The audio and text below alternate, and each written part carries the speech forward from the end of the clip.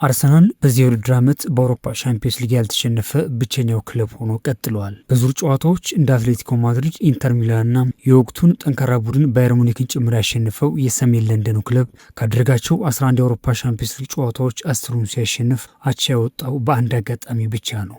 በአውሮፓ ሻምፒዮንስ ሊግ ሩብ ፍጻሜ የመጀመሪያ ጨዋታ ወደ ፖርቱጋል አምርቶ ከስፖርቲንግ ሊዝበን የተጫወቱ አርሰናል 1-0 በሆነ ጠባብ ውጤት አሸንፎ ተመልሷል።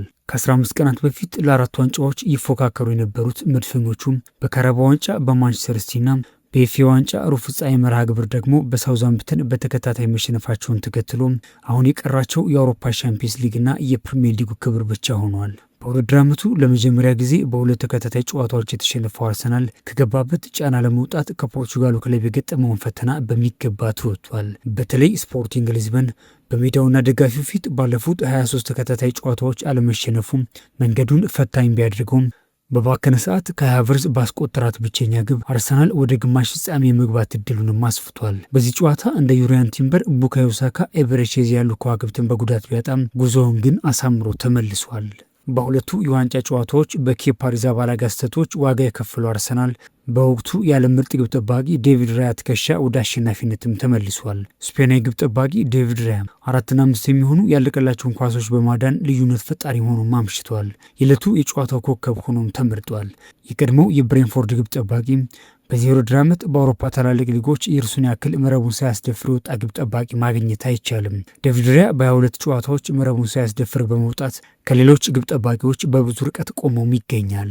በሌላ በኩል እንግሊዛዊ ወጣት ማክስ ዶማን ሌላ ታሪክ የሰራበትን ምሽትም አሳልፈዋል። አርሰናል ኤቨርተንን ባሸነፈበት ጨዋታ በእንግሊዝ ፕሪሚየር ሊግ በታሪክ ትንሹ ግብ አስቆጣሪ ሆኖ ስሙን ያስመዘገበው ባለተሰጥኦም በአውሮፓ ትልቁ ውድድር የአውሮፓ ሻምፒዮንስ ሊግ ሌላ የገዘፈ ታሪክ ሰርቷል። የለንደን ተወላጁ ማክስ ዶማን በ16 ዓመት ከ97 ቀኑ በሻምፒዮንስ ሊግ የተሰለፈ ባለታሪክ ትንሹ ተጫዋቹም ሆኗል። መጠነኛ የውጤት ቀውስና ጫና ውስጥ የነበረው አሰልጣኝ ሚኬል አርቴታም ከጨዋታው በኋላ በሰጠው ሀሳብ ያሸነፍነው ከነሐሴ ወር ጀምሮ ላለፉት 8 ወራት በሜዳውና ደጋፊው ፊት ምንም አይነት ሽንፈት ያልቀመሰውን ቡድን ነው ብሏል። የ44 ዓመቱ አሰልጣኝ በ32ኛ ሳምንት የእንግሊዝ ፕሪሚየር ሊግ መርሃ ግብር ከ3 ቀናት በኋላ ከቦርንማውዝ ጋር የሚጫወት ሲሆን ይህ ድል ተጫዋቾቻቸው ምን አይነት ምላሽ መስጠት እንደሚችሉ ማረጋገጫ የሰጡበት መሆኑንም ይፋ አድርጓል።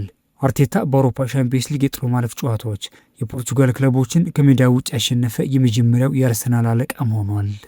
በሌላ ተጠባቂ የምሽቱ ፍልሚያ የጀርመኑ ተወካይ ባየር ሙኒክ ወደ ስፔን ተጉዞ ኃያሉን ሪያል ማድሪድ አንበርክኮ ተመልሷል።